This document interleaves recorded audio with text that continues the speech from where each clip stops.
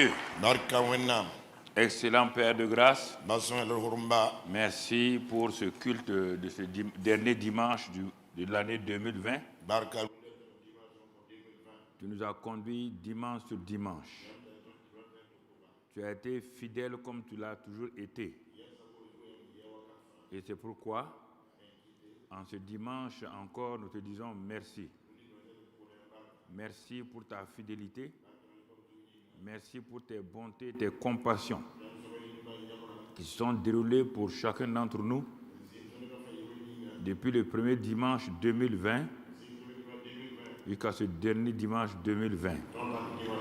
Nous ne voulons pas être des personnes ingrates. Ce n'est pas nous qui nous sommes donné le souffle de vie. Tu nous as donné le souffle de vie. Tu nous as fait grâce. Tu nous as protégés. Tu as pourvu à tous nos besoins. Tu nous as gardés. C'est pourquoi ce matin, nous te disons merci Père. Merci pour ton amour. Merci pour ta grâce. Et merci pour ta fidélité. Maintenant, Seigneur, parle afin que nous puissions écouter et que nous mettions en pratique. Nous ne voulons pas être des auditeurs oublieux, mais des praticiens de la parole de Dieu. Que toute la gloire te revienne, que le Saint-Esprit nous dirige, qu'il nous conduise et que la gloire revienne à toi et à toi seul et au nom de ton Fils Jésus. Amen. Asseyez-vous dans sa présence. Nous rendons grâce à Dieu notre Père. Nous bénissons le Roi des Rois. Nous le remercions pour sa fidélité envers nous. Pour tous ces mois, ces jours de l'année 2020, et les bons et les mauvais, nous rendons grâce à Dieu pour tout. Nous savons que ce n'est pas évident, ce n'est pas un acquis pour nous, c'est par la grâce de Dieu. Et c'est pourquoi ce matin, nous bénissons le Seigneur pour sa fidélité et son grand amour. Que son nom soit exalté, que son nom soit béni. Réveille ma montre. Que son nom soit béni et que sa grâce soit sur chacun d'entre nous. Les deux derniers dimanches, c'est-à-dire le dimanche passé et ce dimanche-là, ont pour but de réellement voir pourquoi nous n'avons pas parfois pu suivre textuellement la parole de Dieu mois par mois. Pourquoi certains n'ont pas pu vivre dans le combat spirituel victorieux. Et ça, c'était lié à l'enseignement du dimanche dernier et l'enseignement de ce dimanche. Dimanche dernier, nous avons dit « Bénis ta terre promise au lieu de la maudire ». Nous avons parlé de cela. Et nous avons lié cela à nos paroles. Et nous avons lié cela à nos paroles, sachant que Dieu n'a rien fait sans sa parole. Et si tu es un fils de Dieu, tu dois parler comme ton Père. Et comme Dieu ne parle pas mal, et toi tu as mal parlé, quand on dit mal parler, ce n'est pas quand tu es en colère. Les gens croient qu'il dit que ce type-là parle mal. Ce n'est pas quand tu es en colère. C'est ce que tu dis dans ta causerie normale, là. C'est de ça qu'on parle. Il n'y a pas un moment où on dit « Ah, je vais maudire parce que je suis en colère ». Non. Maudire veut dire, mal parler. Même dans la douceur, tu te maudis toi-même. Tu te maudis par tes propres paroles. Et toute l'année, quand tu pries, tu sors, tu annules toutes tes paroles, parce que tu proclames la malédiction sur toi par tes propres paroles. Quand tu dis, mais quel genre de femme j'ai eu, quel mari j'ai eu là, tu es en train de maudire ton mari et ta femme. Que tu veuilles, tu ne veuilles pas, c'est cela qui se passe. Donc les prières effrénées ne vont pas changer la situation. Les cris ne vont pas changer la situation. Dieu dit, j'ai combattu le combat de la victoire pour mon peuple en Égypte. Je les ai délivrés de la main de Pharaon. Parce que dans ce temps-là, le peuple ne parlait pas beaucoup quand Moïse faisait des miracles. Maintenant, quand il a dit on va aller à Canaan, la terre promise, et la terre promise était une réalité divine. C'était clair. Il y avait des preuves. C'est en ce moment, avec toutes ces preuves-là, que ce peuple s'est assis. Ils ont oublié le Dieu qui les a fait sortir de l'Égypte. Ils ont complètement oublié Dieu. Et en ce moment-là, ils ont commencé à murmurer. Et la conclusion de tout cela, Dieu s'arrête et dit à Moïse et à Aaron, tu vois le peuple là, j'ai essayé de les racheter plusieurs fois, mais ce ne sont pas leurs péchés qu'ils commettent tous les jours, mais c'est les péchés de la langue là. Parce que quand la parole sort, qu'elle sort de moi Dieu, qu'elle sort des hommes, la parole ne parle jamais sans revenir avec un effet. Toute parole qui sort de votre bouche va revenir avec un effet, une récolte. Mais si vous avez semé des paroles négatives, vous allez récolter des paroles négatives 10 fois, 100 fois plus. Et vous n'allez pas aller loin. Il est important que nous comprenions ces vérités-là et que nous saisissons ce que Dieu nous dit. Et c'est pourquoi Dieu s'est arrêté. Il dit c'est dommage. Moïse, c'est dommage. Tu as travaillé. Tu t'es époumoné. Tu as fait des sacrifices pour que ce peuple-là sorte de la main de Pharaon. Tu es parti avec courage. Affronter Pharaon pour ton peuple. Tu as lutté pour ton peuple. Mais c'est dommage, ils ne vont pas rentrer dans leur terre promise. Toi-même, tu étais là. Tu les as vus. Tu les as écoutés. Ce qu'ils ont dit, ce n'est pas moi. On récolte ce qu'on dit. Ils ont dit qu'ils vont mourir dans le désert. Je les ai repris plusieurs fois. Vous n'êtes pas faits pour mourir dans le désert. Vous êtes faits pour aller à Canaan. C'est le pays où chaque personne va remplir ses jours. Personne ne va mourir jeune et les femmes ne vont pas avorter et la prospérité sera là. C'est un pays que j'ai choisi pour vous. Mais comme ils ont dit non, ils disent qu'ils ne croient pas, à cause simplement des géants qu'ils ont eu à rencontrer. Et ces géants n'ont pu rien leur faire. Et dit Moïse, c'est dommage, je suis obligé de les laisser. Ce n'est pas moi qui vais les tuer. Non, il dit, vous allez refaire demi-tour. Ils étaient à Kades Barnea, à quelques kilomètres de la terre promise. Ils ont fait demi-tour et il a fallu 40 ans que toute la génération la meure au désert. On ne sait pas où on les a enterrés, dans le désert. Alors mon frère, ma soeur, nous avons dit dimanche passé, bénis ta terre promise, aussi tu la maudis, tu vas récolter ce qu'il y a. Ça n'a rien à voir avec ton frère, ta soeur, ça n'a rien à voir avec ton père et ta mère. Tout cela est lié à ta propre bouche. Dieu n'a pas donné une bouche commune à toi et à ton père. Chacun a sa bouche.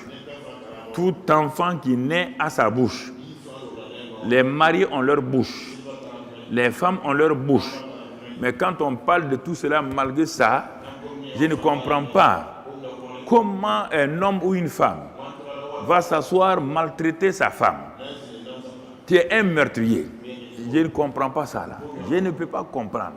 Quelle est la faute que la femme l'a commise, que toi tu la tues et tu la ressuscites, tu la tues, tu la ressuscites, tu la tues, tu la ressuscites. Tu es un homme insensé, un homme insensé. Et tu te prépares pour aller en enfer. Parce que Dieu dit tu es un meurtrier, tu n'as pas la vie éternelle. Comment un homme intelligent, une femme intelligente, va préparer l'enfer pour lui-même? Ça, je ne comprends pas. À moi, si vous ne croyez pas, restez chez vous à la maison. Vivez à la maison. Et comme ça, vous faites ce que vous voulez. Mais si vous mettez pied ici pour aller faire le contraire, vous serez jugé sévèrement. Sévèrement. Comme moi-même. Je prêche là. Dieu m'a dit à qui il a été donné beaucoup, il leur sera demandé beaucoup. Dieu va me demander à moi-même ce que je prêche là. Il ne faut pas m'amuser. Je ne veux pas m'amuser avec ça. Alors, frères et sœurs, donc, si vous voulez entrer en 2021 dans la victoire et vivre dans la victoire en 2021, ce sont ces deux messages-là que nous avons, dans la première partie, on l'a vu le dimanche passé. Bénis ta terre promise au lieu de la maudire. C'est-à-dire, bénis ta terre promise, c'est quoi? Bénir ton année. Ta terre promise, c'est quoi? Bénir ta santé et ton corps au lieu de maudire ton corps. Ta terre promise, c'est quoi? C'est ton travail. Bénis ton travail au lieu de maudire ton travail. Ta terre promise, c'est quoi? C'est ta famille. Bénis ta famille au lieu de maudire ta famille. Ta terre promise, c'est quoi? C'est ta femme. Bénis ta femme au lieu de la maudire. Ta terre promise, c'est quoi? C'est ton mari. Bénis ton mari au lieu de le maudire. Ta terre promise, c'est quoi? C'est ton frère d'église. Bénis ton frère, ta soeur, au lieu de maudire et de maudire ton frère, ta soeur. Donc, ta terre promise concerne chaque aspect de ta vie que tu dois mener dans la victoire. Et mais si tu parles mal à ton environnement, si tu parles mal à ceux qui sont là, tu vas récolter textuellement ce que tu as dit. Alors, frères et sœurs, nous sommes restés longtemps sur cela le dimanche passé. Et aujourd'hui, nous allons voir le deuxième aspect des messages de la fin. Nous allons voir le deuxième message qui va nous permettre encore de terminer la fin de l'année bien et ensuite de commencer une nouvelle année dans l'esprit de victoire. Et c'est pourquoi on va vous laisser mardi et mercredi. Il n'y aura pas de réunion ici mardi ni mercredi. Chacun reste à la maison. Chacun rend grâce à Dieu. Il ne faut pas dire que si vous ne priez pas là, ça ne va pas empêcher de vivre ici. Mardi, mercredi, tu restes chez toi et tu regardes ce que tu as vécu pendant l'année là. Et jeudi soir, on va se trouver pour la veillée. Donc, du lundi jusqu'à mercredi, il n'y a pas de réunion ici. Sauf ceux qui préparent le 31. Il n'y a pas de cellule ici, il n'y a pas de GPS, il n'y a personne ici. Chacun reste chez soi. Et tu regardes ta vie. Si toi-même, tu as terminé l'année là dans la victoire, examine, assois-toi et regarde toi-même. Parce que ce n'est pas en venant ici, moi, je vais masquer ta défaite par mes paroles. Assois-toi chez toi et regarde si tu es vainqueur ou tu es vaincu.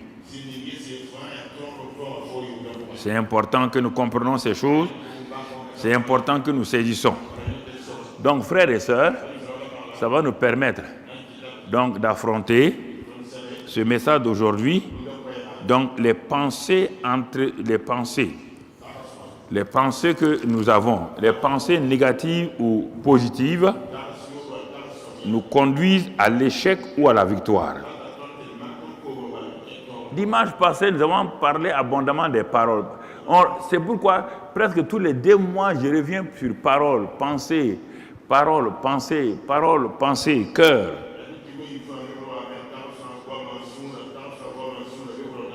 Donc, dimanche passé, on avait déjà vu, dimanche surpassé, le cœur. On avait parlé du cœur. Dimanche passé, nous avons parlé des paroles. Ce dimanche, nous allons parler des pensées. Je répète encore, les pensées négatives ou positives nous conduisent à l'échec ou à la victoire. Donc, vous voyez, chaque fois, c'est un choix. Ce n'est pas Dieu qui nous impose, ni Satan. Satan ne peut pas m'imposer des paroles ni mes pensées.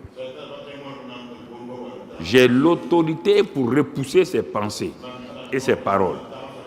Alors, donc, si nous regardons attentivement, donc en relation avec le message du dimanche passé, nous allons voir que les pensées que j'entretiens régulièrement vont me conduire soit à l'échec ou à la victoire. Vont me conduire ou me garder dans la bonne santé ou dans la maladie. Vont me garder dans l'amertume ou la paix. Vont me garder dans la prospérité ou la pauvreté. Les pensées que j'entretiens, mon frère, nous l'avons dit et redit et redit et redit.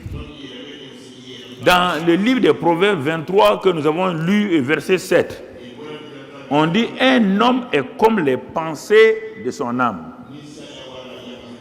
Aucune personne n'est plus grande que ses propres pensées. » Vous êtes la manifestation de vos pensées et de vos paroles. Vous êtes la manifestation de vos pensées et de vos paroles. Écoutez, frères et sœurs, c'est ça qu'il dit. Il est, elle est, comme les pensées de son âme. Alors, regarde ta vie, regarde tes pensées et regarde tes paroles. Ta vie est égale, mathématiquement. Ta vie est égale à quoi? Pensée, parole et acte. Voilà l'équation de ta vie. Donc, pensée, parole et acte. Ta vie, ce sont ces trois-là. Mais les deux premières sont très importantes. Parce que les paroles produisent la vie et la mort. Et les pensées, on va voir tout de suite là, c'est qu'elles produisent. Et écoutez-moi, sincèrement, écoutez-moi, frères et sœurs.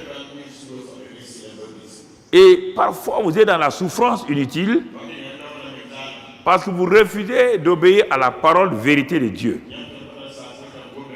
Les pensées entretenues par les hommes forgent leur caractère, leur identité, forgent leur personnalité.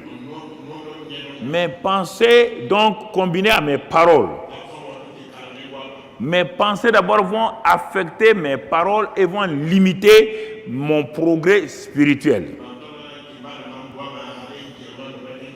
Mes pensées me tiennent hors de ma terre promise. Mais voici un homme qui est arrivé dans la terre promise.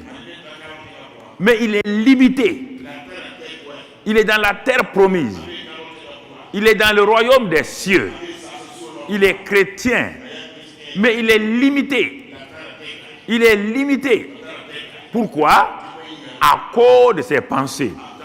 Et ce matin, mon frère, ma soeur, dans notre vie, il y a, comme on l'avait vu il y a 2 ou 3 mois, il y a des pensées dominantes et des pensées mineures.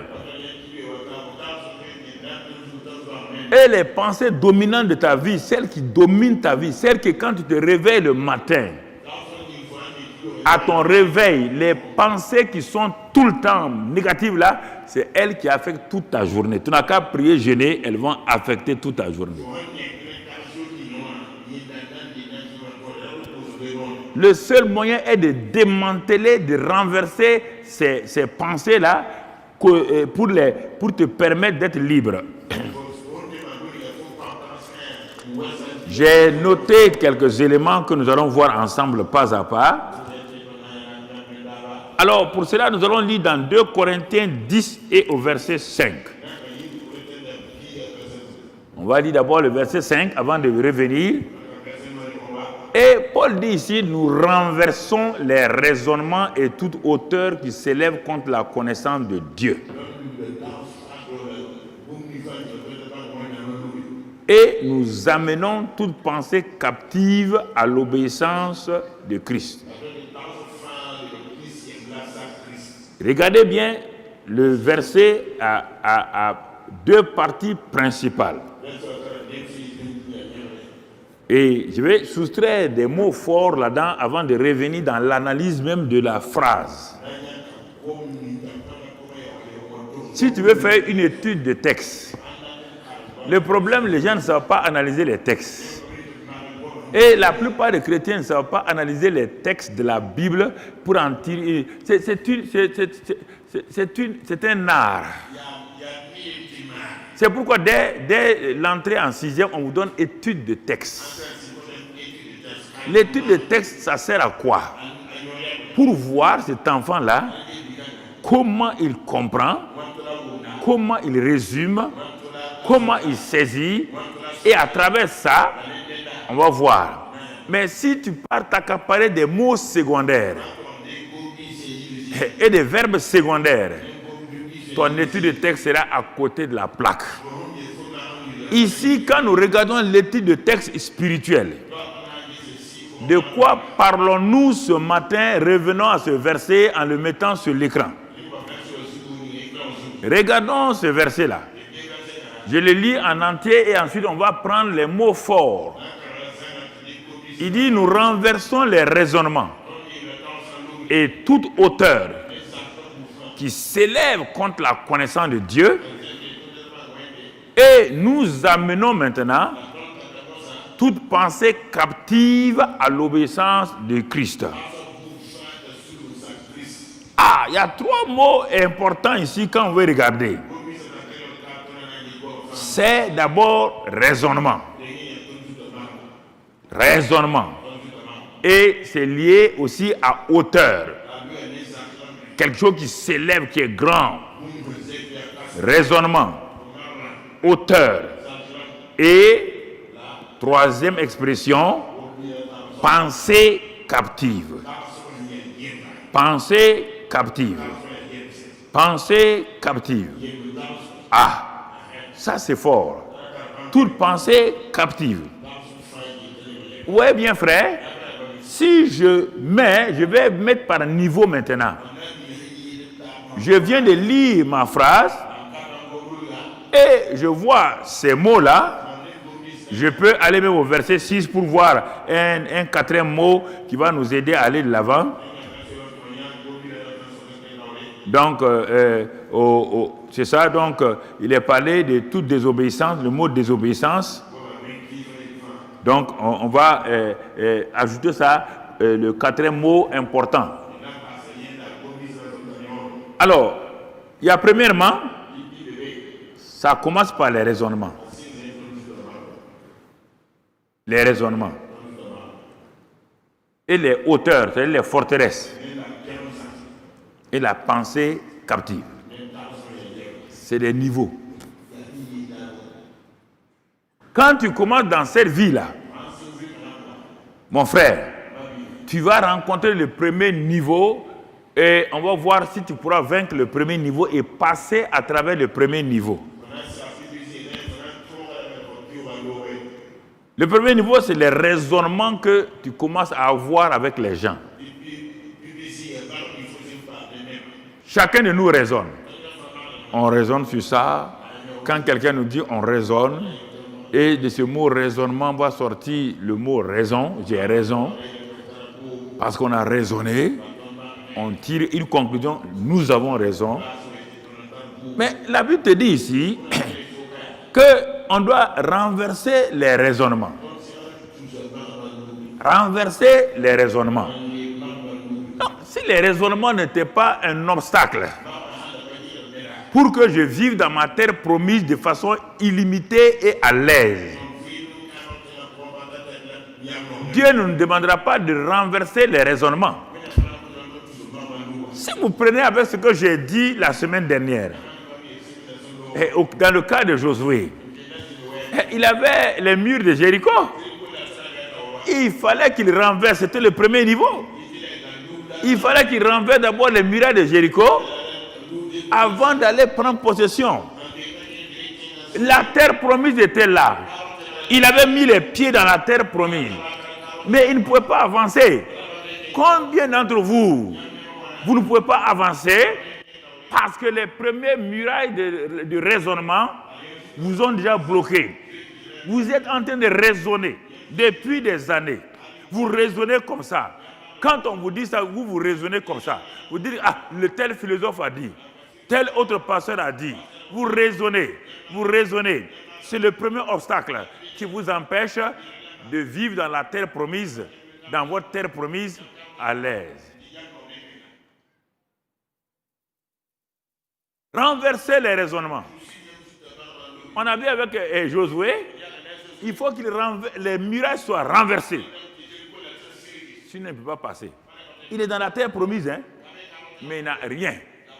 Il est dans la terre promise. Le lait et le miel sont là. La longue vie est là. La fécondité est là. La prospérité est là. Mais il n'avait rien. Parce que le premier obstacle, c'est pourquoi Dieu dit, ne les laisse pas parler. Si tu les laisses parler, ils vont manifester leur raisonnement. Et ils vont bloquer. Alors, c'est la même chose. Régulièrement, tu es en train de raisonner. Tu veux raisonner pour te donner raison. Tout ton problème, c'est de te donner raison. Maintenant, tu as raison là. Les murs de Jéricho sont là. Ta terre promise là. Ça te donne quoi? Tu as quoi là-dedans? Dans la terre promise, tu as quoi? Rien. Rien. Raisonnement. Dit renverser. Ah, mais pourquoi c'est moi qu'on traite comme ça? Pourquoi on me parle comme ça? Pourquoi on me dit comme ça? Quand on te parle, c'est qu'il faut regarder. Pourquoi Dieu te parle? Pourquoi tu veux élever des raisonnements contre Dieu? On est renversé les raisonnements. Tu refuses. Ça, c'est le premier niveau. Si tu refuses de renverser les raisonnements, les murailles de Jéricho, écoute-moi, tu es dans la terre promise, hein, l'ennemi va t'attaquer. Tu ne peux pas t'en sortir. Il va t'attaquer pour te dire que la terre promise là n'est pas pour toi. La bonne santé n'est pas pour toi. La victoire n'est pas pour toi. La famille heureuse n'est pas pour toi. La prospérité n'est pas pour toi. Le succès n'est pas pour toi. Il n'y a que l'échec, la maladie et tout. Et il va te faire proclamer, ah, je suis faible. Oh, je ne vaux rien. Pourquoi je suis malade? Pourquoi je suis comme ceci? Et alors ces deux combinés là, les pensées et les paroles vont faire que ta terre promise, tu la verras de tes yeux, mais tu n'en bénéficieras pas. Donc c'est pourquoi on veut terminer l'année avec ça pour entrer dans la nouvelle année. Si tu rentres dans la nouvelle année sans prendre la décision, ces 3 jours-là, lundi, mardi et mercredi, le 31 là, vous mettez coucher à la maison. Ce n'est pas la peine de venir. Il ne faut même pas regarder Impact TV. C'est inutile. Inutile. Parce que tu as fermé la porte à ta terre promise. Même si on proclame ici, il n'y aura rien. Rien. Absolument rien. Alors donc c'est pourquoi Dieu a réservé ces 2 messages-là, celui de dimanche passé et celui de ce dimanche-là, pour nous parler. Si nous sommes sérieux, nous voulons entrer là-dedans, faisons ce que Dieu a dit. Donc renverser les raisonnements. Et reprenons le même verset. Regardons encore ce qu'il y a là. Et raisonnement est toute hauteur. Donc les hauteurs là, c'est les forteresses. Mais pourquoi il faut les renverser? Parce que les raisonnements et les forteresses que tu as là font quoi? S'élèvent contre la connaissance de Dieu, ou encore s'élèvent contre la connaissance de la parole de Dieu, s'élèvent contre l'amour de Dieu. Tout ce qui est Dieu là, ces raisonnements-là, s'élèvent contre tout cela. Ça, c'est le premier niveau de ton échec. Tu ne peux plus progresser. Mais je vais te dire que certains ont pu franchir ce premier obstacle. Ils ont pu franchir Jéricho. Ils sont arrivés où? Mon frère, ils sont arrivés à des forteresses. Ils sont arrivés à des forteresses terribles. Des forteresses, quand tu continues à raisonner, tu raisonnes, tu es en train de bâtir des forteresses. Et en ce moment, tu mets le pied dans le monde spirituel de Satan. Les raisonnements, c'est encore naturel. Les raisonnements, c'est intellectuel. C'est ta mémoire. C'est ton cerveau qui est en train d'analyser. Tu analyses. Quand on te dit une chose, toi tu analyses. Quand on te dit une parole, au lieu d'accepter, tu analyses. Et tu tires tes conclusions. Doucement, l'ennemi t'amène au deuxième élément, les forteresses. Et quand tu mets les pieds dans les forteresses, en ce moment-là, les démons qui contrôlent les pensées, qui contrôlent le mental, vont venir tout doucement te prendre. Et tu vas commencer à avoir des réactions maintenant. Toi, tu es étonné. Des colères brusques. Tu as envie de tuer quelqu'un. Tu as envie de faire du mal à quelqu'un. Ça veut dire que tu as mis les pieds dans le territoire de Satan. Tu as mis les pieds dans le territoire de Satan. C'est pourquoi le meurtre est dans ton cœur. C'est pourquoi la violence est dans ton cœur. C'est pourquoi tu fais des choses. Tu n'as plus pitié des gens. La compassion n'est plus là. En ce temps-là, tu as un pied dans le territoire de Satan. Jusqu'à présent, ce n'est pas trop tard. Ce n'est pas trop tard. Les forteresses. Dans nos paroles mensongères, dans nos pensées, nous sommes sur la voie où on va arriver au troisième niveau. Le niveau 3, il dit ici, comme il l'a dit, c'est nous amenons toute pensée captive. Ah, maintenant tu es captif. Tu as continué? Dieu t'a parlé. Tu as raisonné. Les hommes t'ont parlé. Tu as raisonné. Tu continues à aller mentir ici. Tu continues à aller diffamer là. Tu continues à aller faire du mal. Dieu t'avertit. Dieu te parle d'une manière ou d'une autre. Ça, c'est naturel. Dieu dit, bon, tu raisonnes là. Bon, mon fils, ma fille, il n'y a pas de problème. Mais fais attention. Parce qu'il y a un piège. Si tu mets ton pied là-bas pour le retirer, ça sera difficile.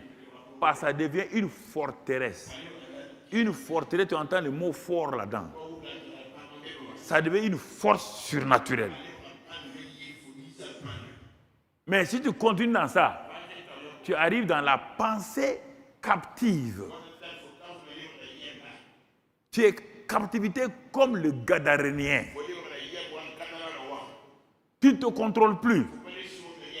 Ça, c'est la dernière étape qu'il ne faut pas arriver là-bas.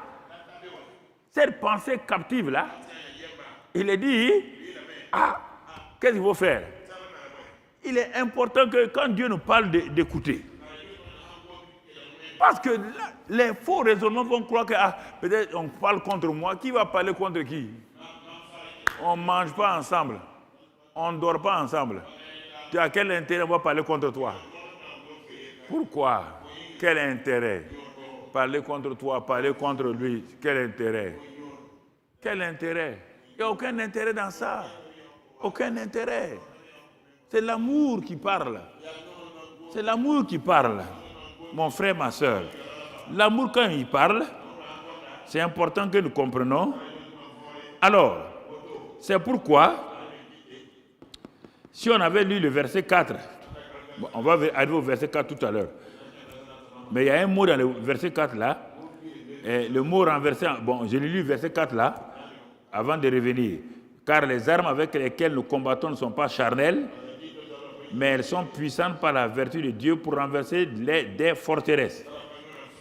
Donc, vous avez vu raisonnement, forteresse, et maintenant, pensée captive.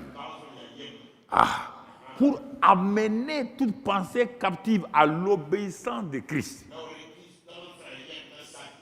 il faut d'abord une délivrance. Pour que les Gadaréens viennent s'asseoir aux pieds de Jésus, il a fallu d'abord une délivrance.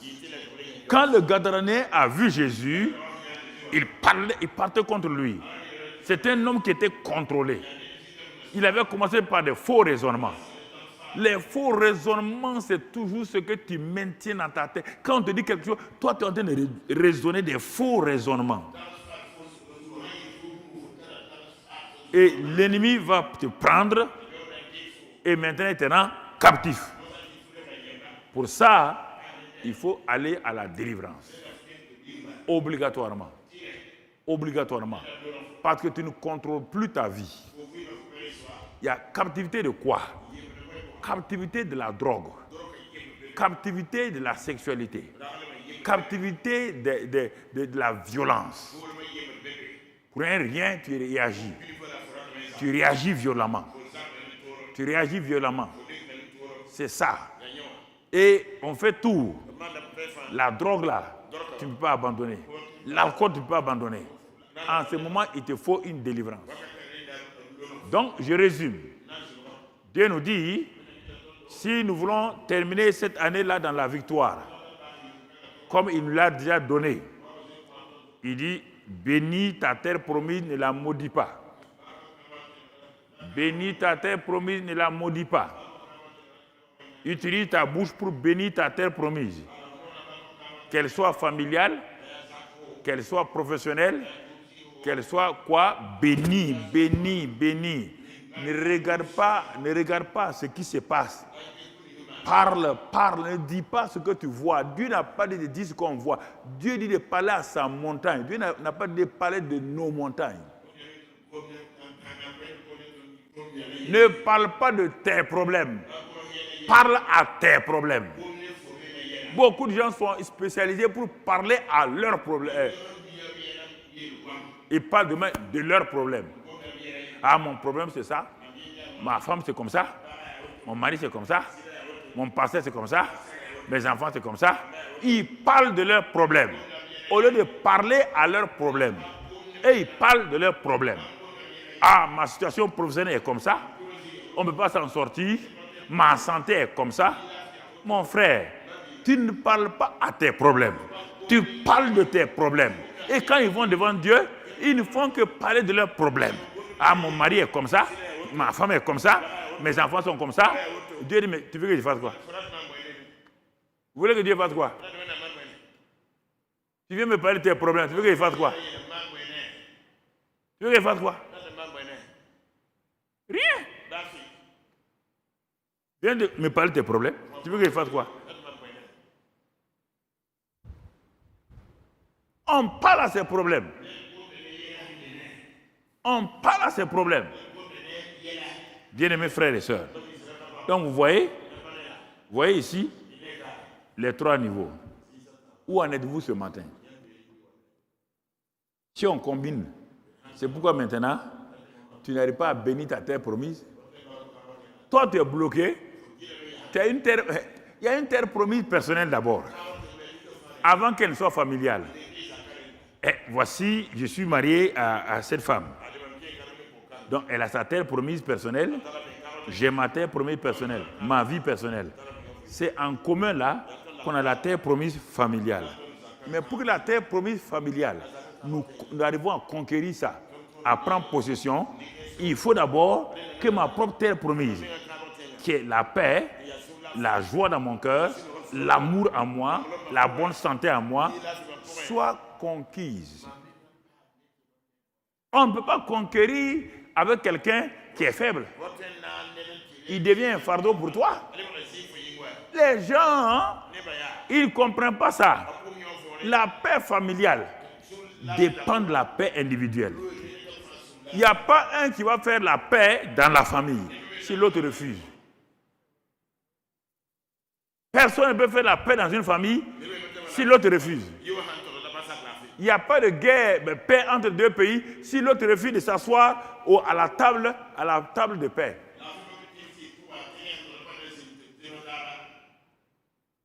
Vous êtes intelligent? Comprenez ça? Vous êtes intelligent? Comprenez ça? Aucun médiateur ne va se fatiguer pour convoquer deux parties en guerre, alors qu'au moment où il les convoque là, l'autre partie est en train de pilonner les positions de l'autre. Ils vont lui dire, mais monsieur le médiateur, tu perds ton temps, tu nous appelles pour venir, et ils sont en train d'entrer sur le territoire. Au moment où nous serons assis à la table de négociation là, ils vont occuper notre capitale.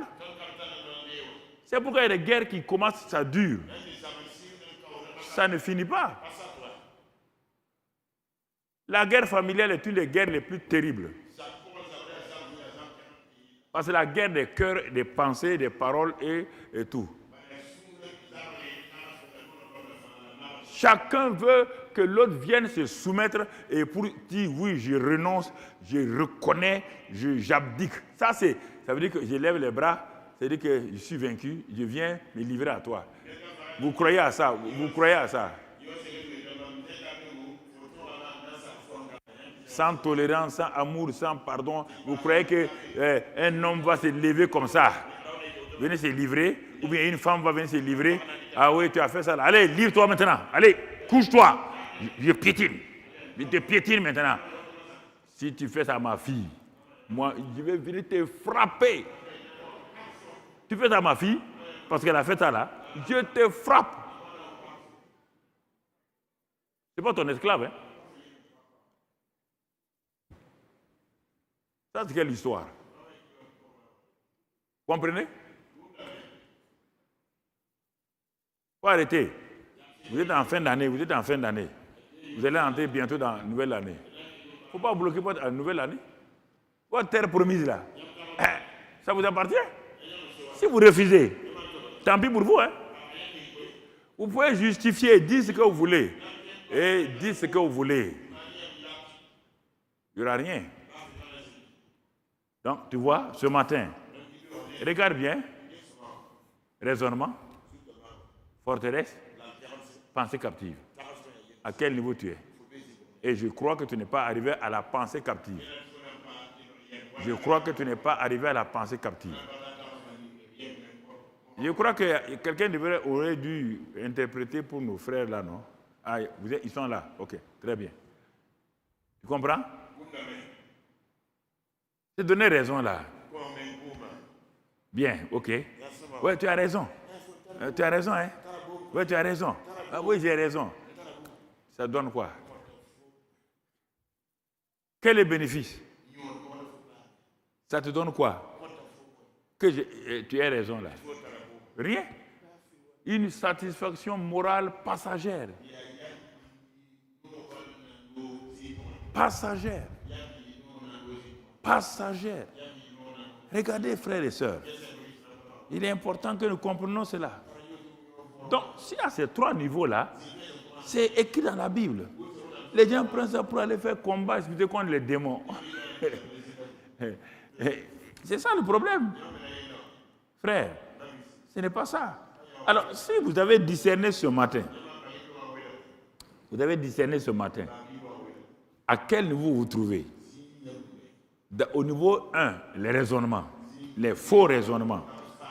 Au niveau 2, les influences démoniaques qui sont les forteresses. C'est des influences. Tu n'es pas possédé encore. C'est des influences. Et si tu es arrivé au niveau 3, bon, ce n'est même pas la peine de parler avec toi. Tu ne comprends même pas ça. Il faut qu'on te délivre seulement. La plupart d'entre nous sommes dans les deux niveaux-là. Faux raisonnement et forteresse, parce que nous avons laissé l'ennemi nous influencer. Les influences, donc, démoniaques. Alors, si tu as discerné cela, tu as discerné tout cela, mon frère, et regardons maintenant, il est dit au verset 4 là, car les armes avec lesquelles nous combattons ne sont pas charnelles, mais elles sont puissantes par la vertu de Dieu pour renverser des forteresses. On te parle maintenant des armes avec lesquelles. Quelles sont les armes? Quelles sont les armes? On te dit que ce n'est pas des armes charnelles. Les armes charnelles, mon frère, s'asseoir, discuter, ne peut pas résoudre ces problèmes-là. On te dit qu'il faut des armes puissantes. Des armes puissantes qui sont liées à la vertu de Dieu. À la vertu de Dieu. Et la première arme puissante pour ça, c'est la vérité. Les gens ne savent pas qu'est-ce que la vérité. C'est la parole de vérité. C'est les pensées de vérité.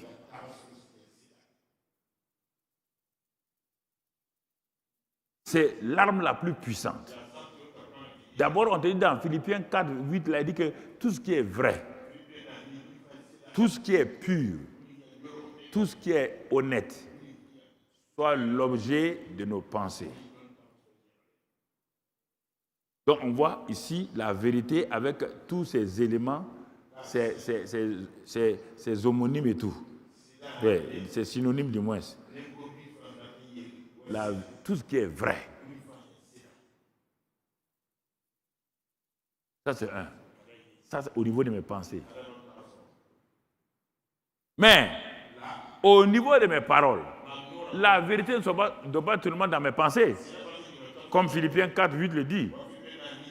Mais la vérité, dans l'évangile de Jean, 8, versets 30 à 32. Lisons cela, Jean 8, versets 30 à 32. Comme Jésus parlait ainsi, plusieurs crurent en lui. Plusieurs crurent en lui. Et il dit aux Juifs qui avaient cru en lui, si vous demeurez dans ma parole, vous demeurez dans ma parole, vous demeurez là-dedans. Si vous renoncez aux faux raisonnements, côté les faux raisonnements, et vous demeurez dans ma parole, vous vous enracinez dans ma parole, qu'est-ce qui va se passer? Premièrement, vous devenez vrais disciples de Jésus. Donc, ça veut dire qu'il y a des faux disciples de Jésus. Arrêtons-nous là avant d'avancer. Ceux qui peuvent avoir la victoire là, ils doivent d'abord demeurer dans la parole du Seigneur. Et ils deviennent disciples, vrais disciples. Ce matin, quel disciple es-tu? On n'a pas de chrétiens, on dit disciples. Discipliné, discipliné. Vous êtes mes vrais disciples. Quand? Si vous demeurez dans ma parole. Pas si vous lisez ma Bible, hein? Non. Pas si vous récitez ma Bible, hein? Si vous décidez de faire de la parole votre champ dans lequel vous vous enracinez. Dieu a dit, ça me suffit. Les faux raisonnements là commencent à trembler.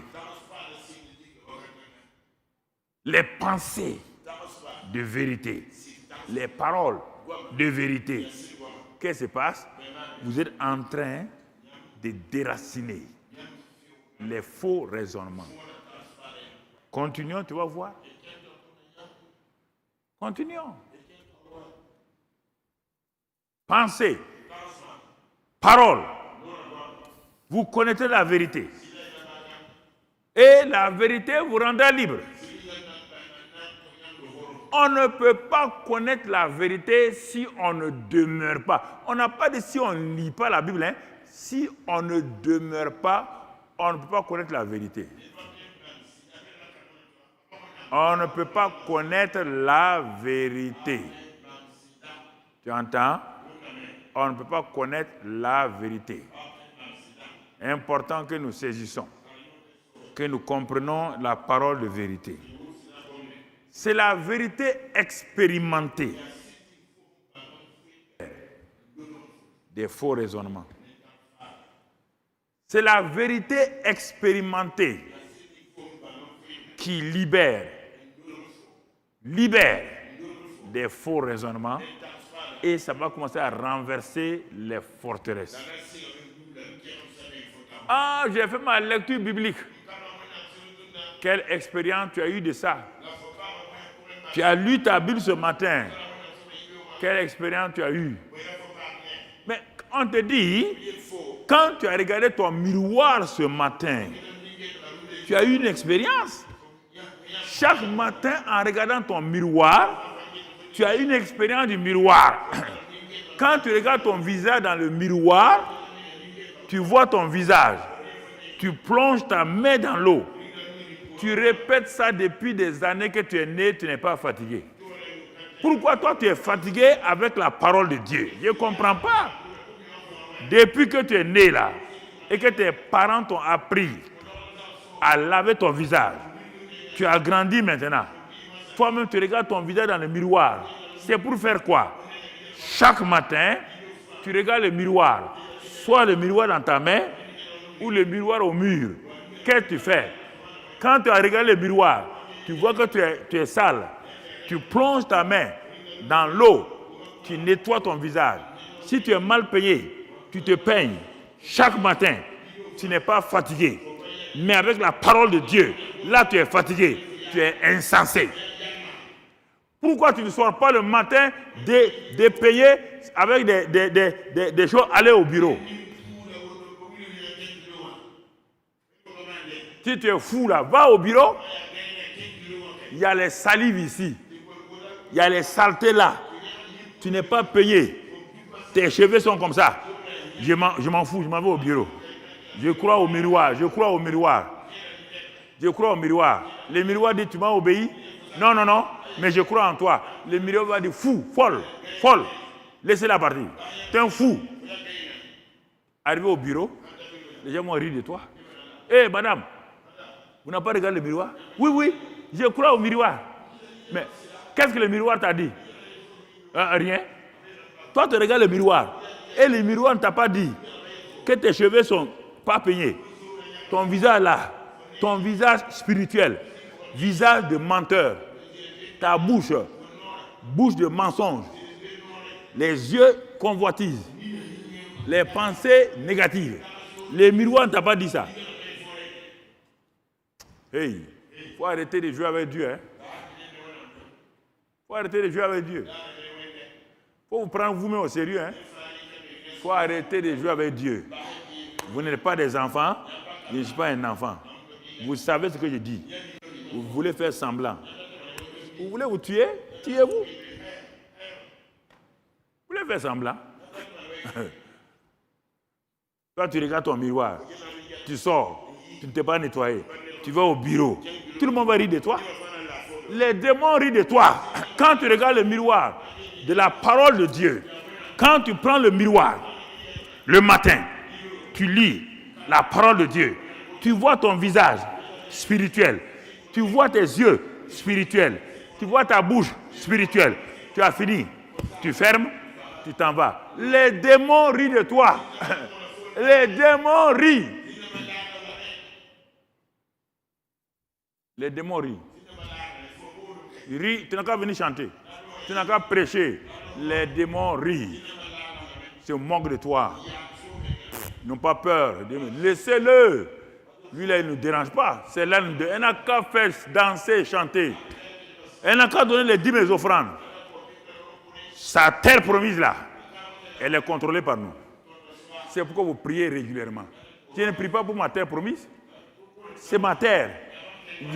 Dieu dit à Josué, voilà votre terre promise. Il faut mettre ton pied là-dedans. Mets ton pied.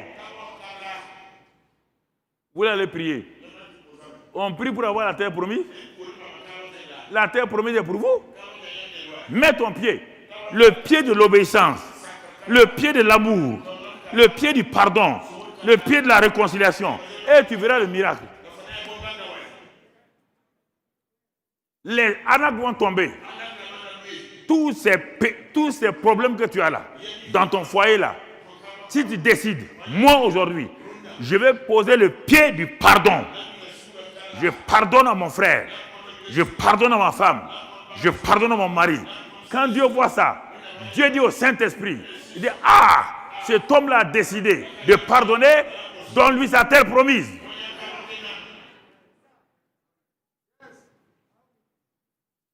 Votre terre promise est prise en otage par vous-même. Pas par quelqu'un d'autre. Votre terre promise est prise en otage par vous-même. Pas quelqu'un d'autre.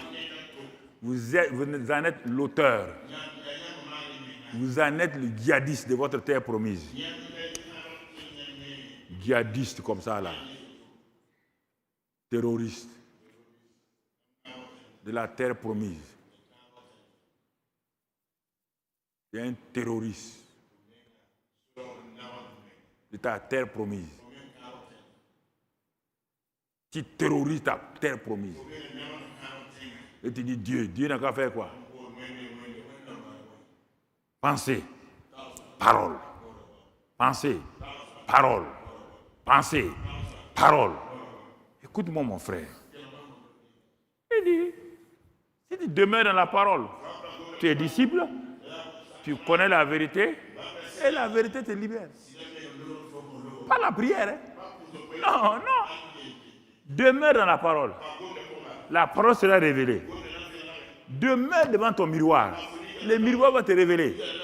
Obéis au miroir. Plonge ta main. Nettoie. Obéis au miroir. Prends le peigne. Peins-toi. Quand tu regardes, mets ta cravate. Net. Tu le fais tous les jours. Et tu refuses de faire la parole de Dieu. Quand il y a des prophètes, maudit soit ce prophète. Je dis, si tu peux avoir des prophètes pour ta terre, je maudis tes prophètes et je te maudis. Je ne joue plus maintenant. Hein? Je ne joue plus maintenant. C'est quel prophète qui va te... La parole de Dieu est là. Quel prophète va te libérer? Tu as entendu, hein? Tu as entendu mes paroles là? Va voir les prophètes là. Pour ta terre promise là. Tu ne veux pas obéir à Dieu, tu veux qu'un prophète le fasse. Il est maudit, tu es maudit. Ma parole s'exécute, hein? Ok. Quel prophète? Un prophète pour faire quoi? Voilà la parole prophétique. Et voilà la voix prophétique. La voix prophétique est là. La parole prophétique est là. La voix prophétique est là.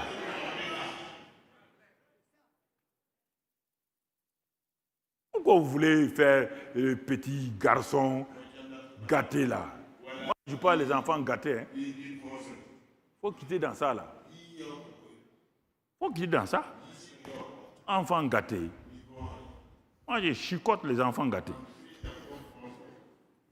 Mon ami. Tu ne m'as pas vu enseigner, c'est pourquoi.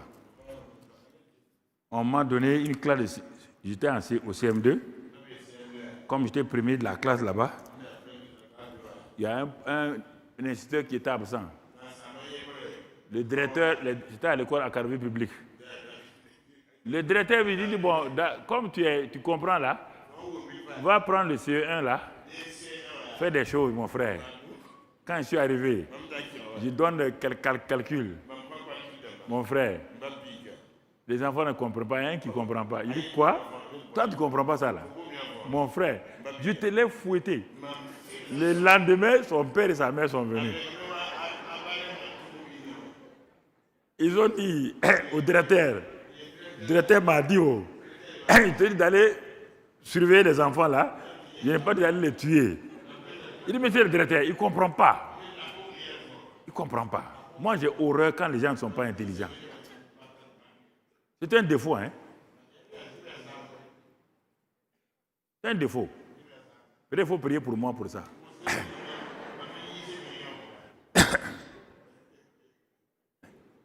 Un enfant de Dieu, tel père, tel fils. Dieu est intelligent, non? Tu es intelligent?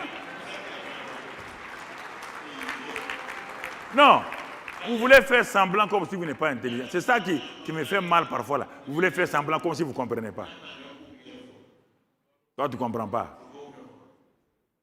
Ce qu'on dit là, tu ne comprends pas.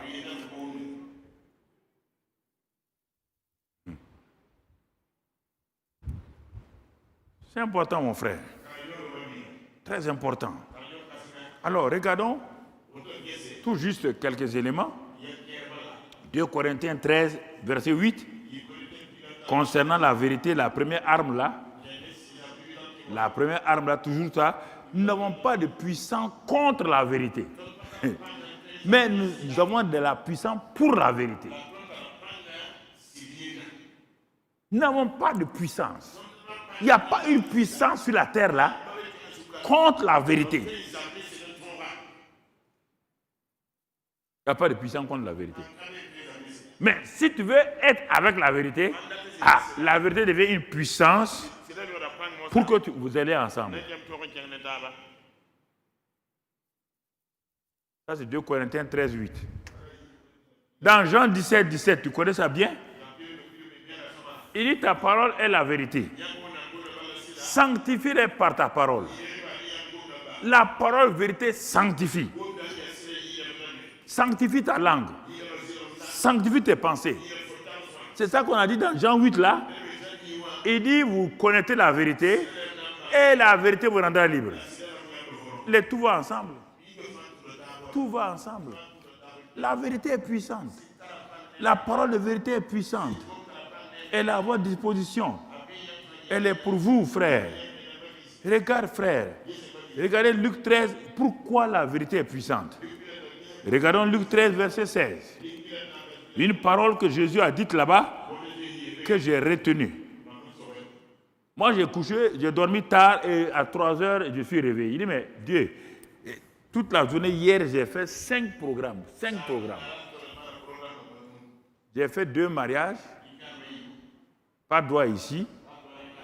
J'ai fait 3 autres programmes. Je suis rentré chez moi à 22 heures. J'ai dit, je vais dormir, me réveiller vers 6 heures et voir ce que Dieu va me dire. Et 3 heures du matin, mes yeux sont ouverts. Je regarde la montre, je dis, mais Seigneur, bon, il dit, il faut te lever, préparer le repas.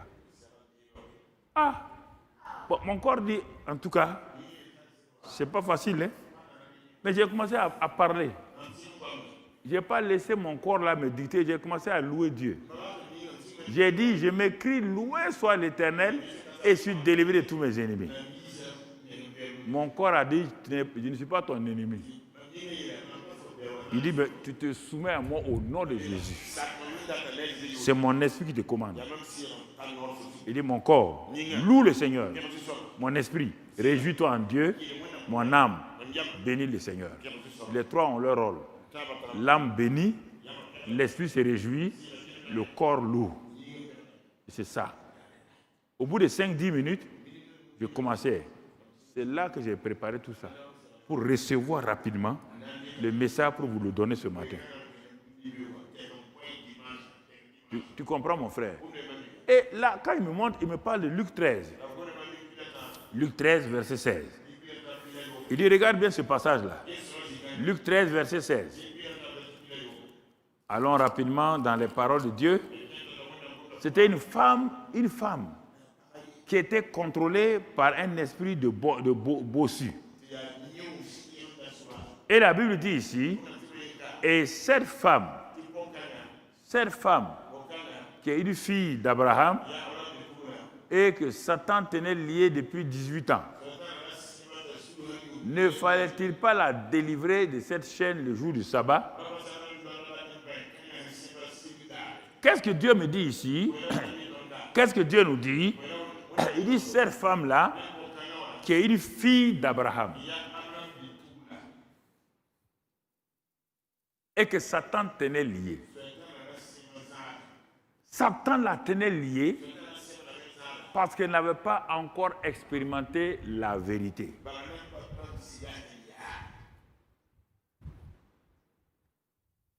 Pourtant, elle est fille de qui? Elle est fille de qui? Jésus nous dit ce matin, si tu es fils d'Abraham, allons dans Romains, je t'ai donné un passage de Romains là, va dans Romains rapidement, Galates. Donne-moi ce passage là, on va compléter. Regardez bien. Et si vous êtes à Christ, Vous êtes donc la postérité d'Abraham, héritier selon la promesse. Donc, en prenant Galates, que Paul a donné, en allant donc dans le livre de Luc, on voit une femme qui est arrêtée, qui est liée depuis 18 ans. Mais la Bible dit ici qu'elle est fille d'Abraham. C'est anormal d'être fils d'Abraham et d'être lié. On te dit, si vous êtes à Christ, vous êtes de la postérité d'Abraham et vous êtes héritier de la promesse. La terre promise a été donnée à Abraham. Malgré sa faiblesse, son âge, malgré les petits problèmes avec Sarah, Abraham est rentré dans la terre promise. Et sa postérité a pris possession de la terre promise, Isaac et les autres. Chacun a conforté sa position dans la terre promise. C'est pourquoi Jésus dit, si tu es fils d'Abraham, ce matin, écoute-moi. Et tu es fils d'Abraham selon en Christ. Il dit, mais pourquoi tu te laisses lier? Il n'est pas normal qu'un fils d'Abraham ait des faux raisonnements. Il n'est pas normal qu'un fils d'Abraham soit dans les forteresses, qu'un fils d'Abraham soit captive. C'est pourquoi Jésus dit, c'est une fille d'Abraham. Il est anormal qu'une fille d'Abraham soit liée par Satan. Une déclaration de Jésus. Une déclaration. Pourquoi elle est liée? Parce que les gens vivaient dans l'ignorance de la parole de Dieu. Ils n'ont pas su que l'identité des filles d'Abraham, là, c'est une grande identité. Et aujourd'hui, vous ne pensez qu'à être chrétien. Non. Jésus dit, si tu demeures dans ma parole, tu es mon disciple. Tu es un enfant de Dieu que Dieu est venu racheter. Jusqu'à présent, là, vous ne connaissez pas la vérité sur votre identité. Cette femme-là ne connaissait pas la vérité et les pharisiens ne connaissaient pas la vérité sur l'identité des fils et filles d'Abraham. Beaucoup d'entre vous, vous êtes assis. Vous êtes des chrétiens. Non. Si vous êtes chrétien, vous êtes liés. C'est que vous ne savez pas. Quand vous êtes des fils d'Abraham, des filles d'Abraham, vous ne le savez pas. Jésus dit c'est anormal qu'un fils d'Abraham, une fille d'Abraham, vivent dans cette captivité, sorte de captivité. Vivent liés. Il dit aucun lien. Quand j'ai rencontré moi, Jésus, je suis la vérité incarnée. Regardez Jésus incarné là, la vérité incarnée. Il va vers le Gadarénien, il est libéré. Il va vers cette femme-là, la femme est libérée. Jésus dit, tous ceux qui sont dans la terre promise, en son temps là, ceux qui sont dans la terre promise physique là, et lui il est la vérité physique là, s'ils sont en contact avec lui, en tant que vérité et lumière, chaque fois ils sont libérés. Et vous êtes dans la terre promise de Dieu. Vous êtes descendant d'Abraham, en Jésus-Christ. Vous avez le Saint-Esprit. Et votre terre promise est liée encore. Ça veut dire que vous ne savez pas que vous êtes enfant d'Abraham par la foi en Jésus-Christ. Vous n'acceptez pas cette vérité. C'est pourquoi vous luttez. C'est pourquoi vous luttez pour devenir fille d'Abraham. Elle ne savait pas. Jésus dit, ce n'est pas normal. C'est une païenne, non? On dit non. C'est une fille d'Abraham. Une fille d'Abraham qui est liée depuis 18 ans. C'est pas normal. Elle est liée par quoi? Pas par la bosse. Elle est liée dans sa tête. Je ne peux pas m'en sortir. Non, c'est comme ça. On doit accepter comme ça. Je suis né comme ça. J'ai grandi comme ça. Ah, c'est ma part aussi. C'est la fatalité. Ah, chacun doit avoir un problème. Si tu maintiens des pensées comme ça, Dieu te dit, il n'y a pas de problème. Tu peux aller avec ça. Tu peux aller avec ça. Quelle est la mentalité que tu as? tu t'excuses. Dieu ne peut rien. Le jeune homme riche est venu. Au lieu il est fils d'Abraham. Au lieu d'accepter, il veut faire des choses. Il est parti avec ses liens. Jésus a remis la tête. Il ne te force pas. Il ne te force pas. Fils d'Abraham. Ils sont juifs. Ils savent quelle est leur valeur. Ils sont juifs. Ils savent qu'ils sont importants.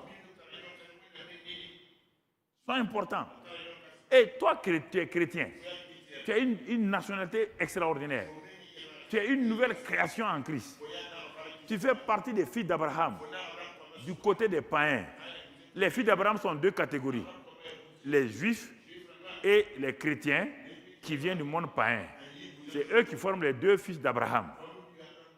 Le fils d'Abraham, Isaac, a régné. Même Ésaü a régné. Jacob a régné.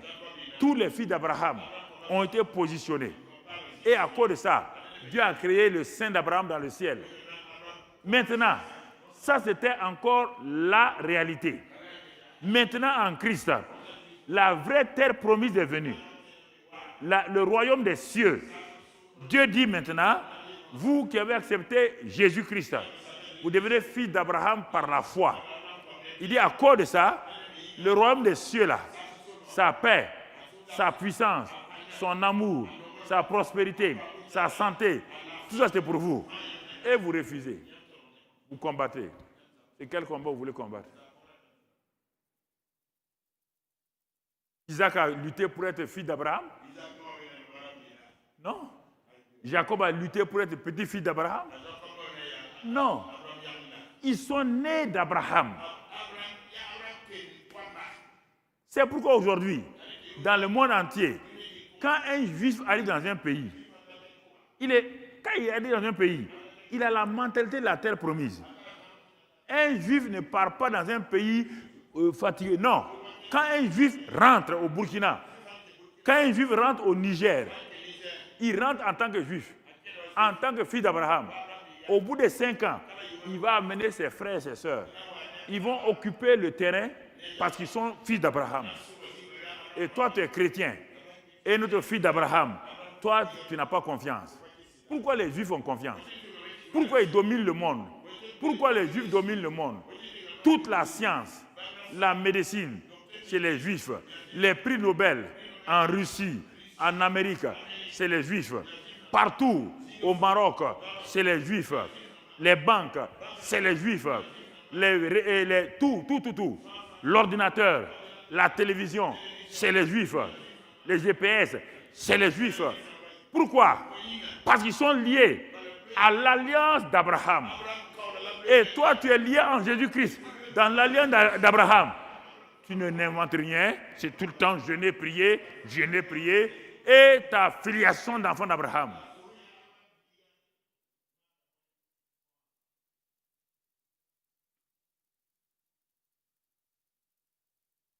Voilà le problème. Les juifs connaissent leur identité. Les chrétiens ne connaissent pas leur identité. C'est pourquoi, comme cette femme ne connaissait pas, Jésus dit, mais tu es fille d'Abraham? Il dit, ah bon? Oui, une fille d'Abraham ne peut pas être esclave. Et il dit, bon, sois libéré. Satan l'a arrêté. Satan a pu arrêter. Donc, pourquoi vous luttez? Vous êtes ignorant. Vous êtes ignorant. Vous refusez votre identité.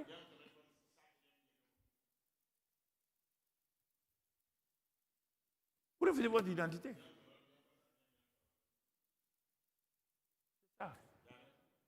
God a dit, mais si vous êtes en Christ, vous êtes fils de la postérité. Premièrement, la vérité dans votre pensée. Deuxièmement, le langage de vérité.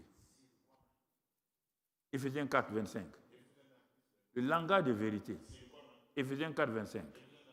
Regardons ce que la Bible dit. Quand je maintiens la vérité dans mes pensées, je dois, il dit, c'est pourquoi renoncer au mensonge. C'était un mot fort. Il faut renoncer.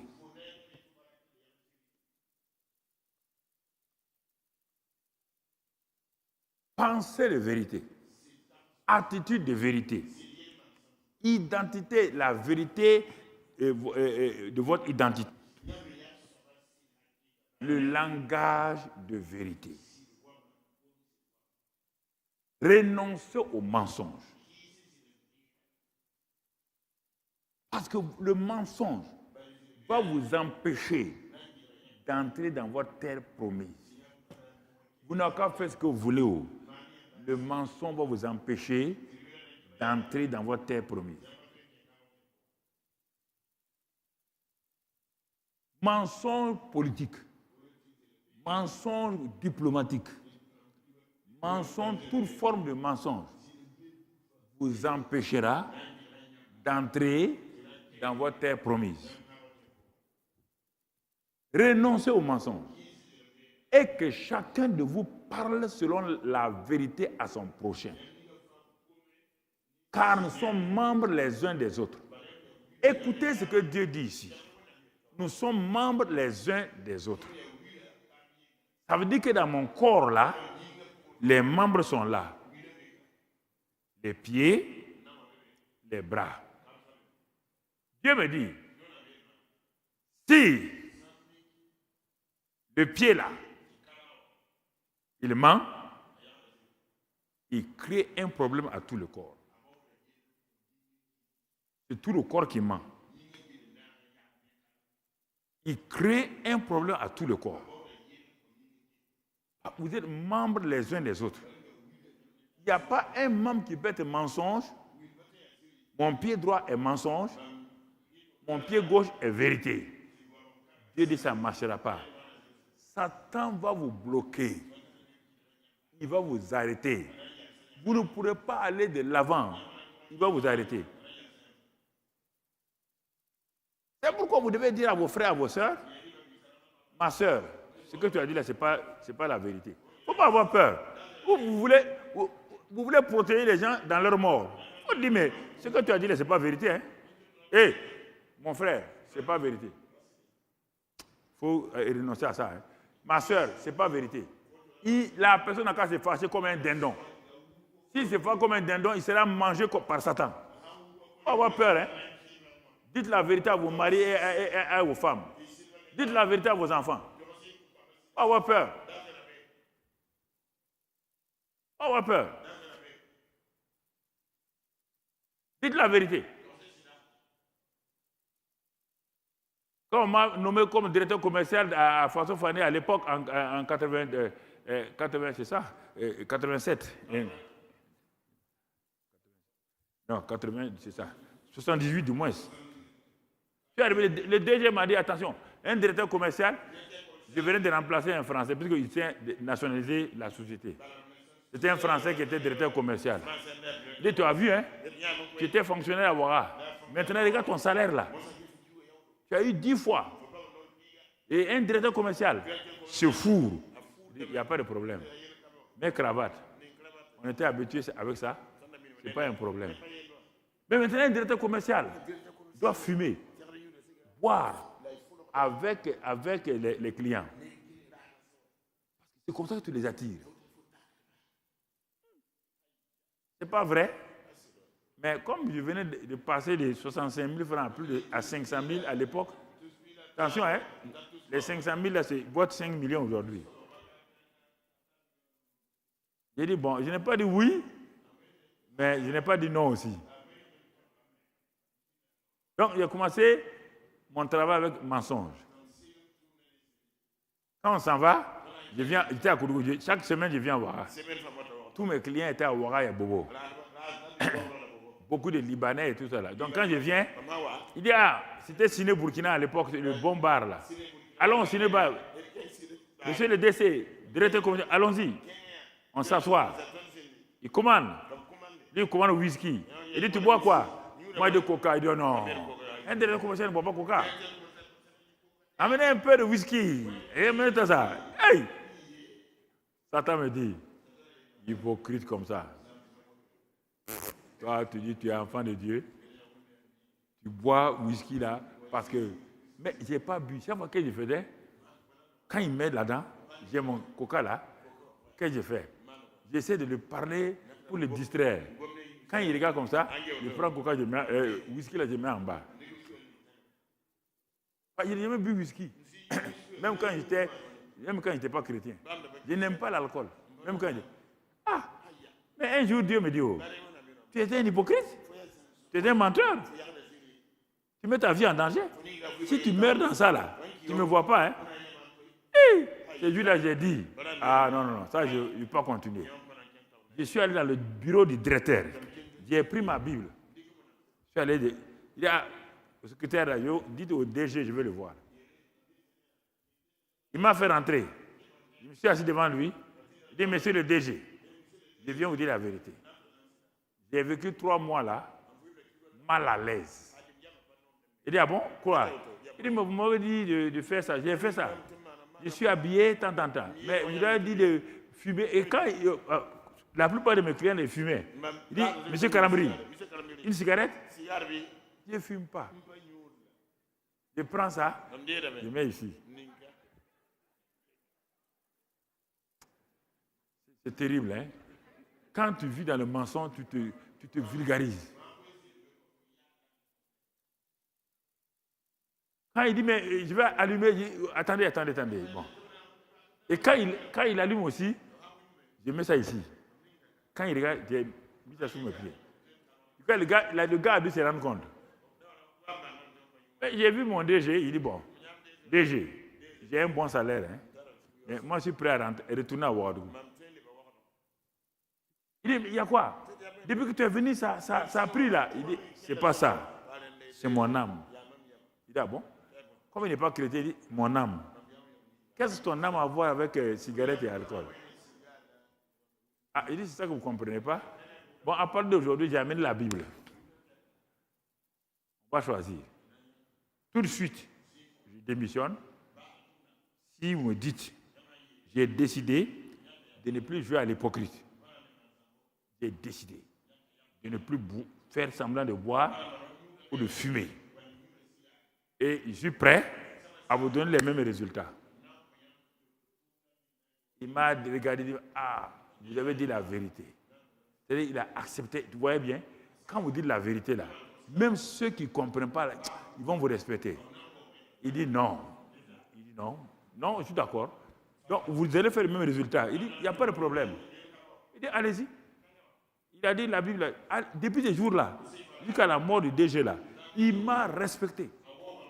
Il a dit aux gens, non, ce gars est comme ça. Il ne tourne pas. Alors quand je suis venu trouver mes clients là, il était libre maintenant. Hein? Il y avait beaucoup de Libanais là-dedans. C'est eux qui dirigeaient presque le domaine textile là. Non, je leur dis, mon ami, moi, je suis chrétien. J'ai joué au faux chrétien pendant 3 mois là. Je ne bois pas l'alcool. Mais il fallait nous dire ça. Depuis ce jour-là, j'ai décidé de ne pas tromper quelqu'un, de ne pas mentir. Jusqu'à ce jour-là. Ça a sauvé mon âme. Ça m'a donné la liberté. Ça m'a donné de dominer. Tu comprends? Pas de compromis. Quand on m'a nommé directeur général, des grands patrons du plus haut niveau ont envoyé des clients, de les aider comme ça. J'ai dit aux clients là, l'argent. Mais c'est le patron vous a téléphoné. Il dit, hey, lui il est là-bas en haut. Moi je suis ici.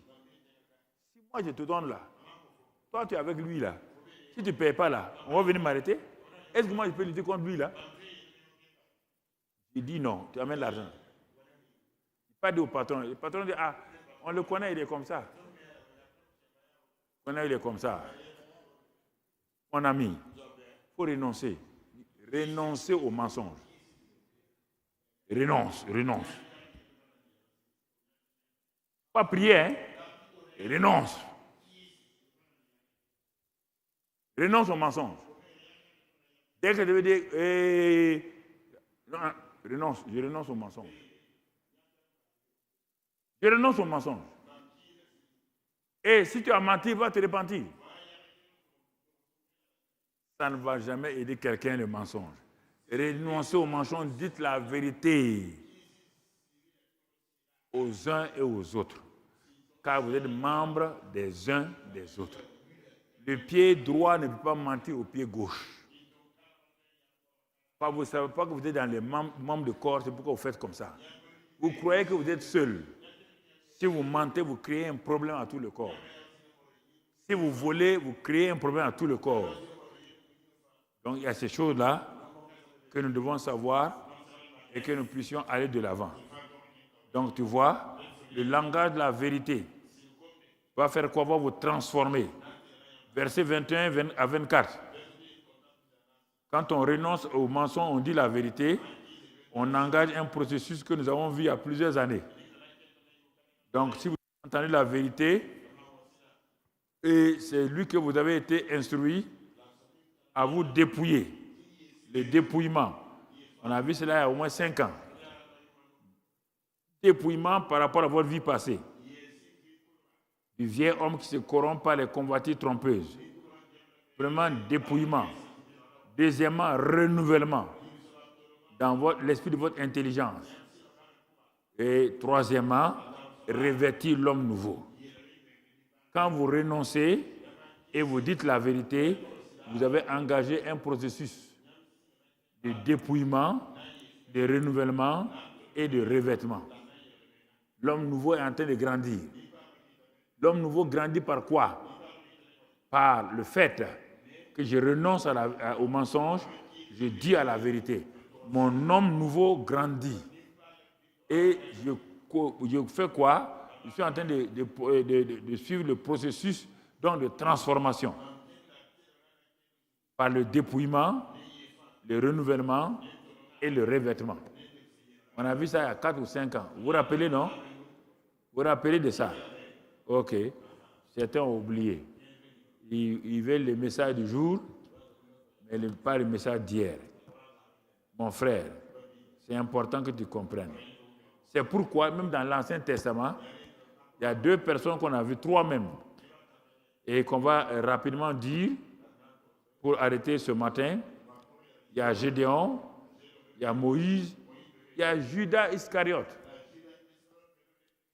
J'ai pris ces 3-là pour donner une image.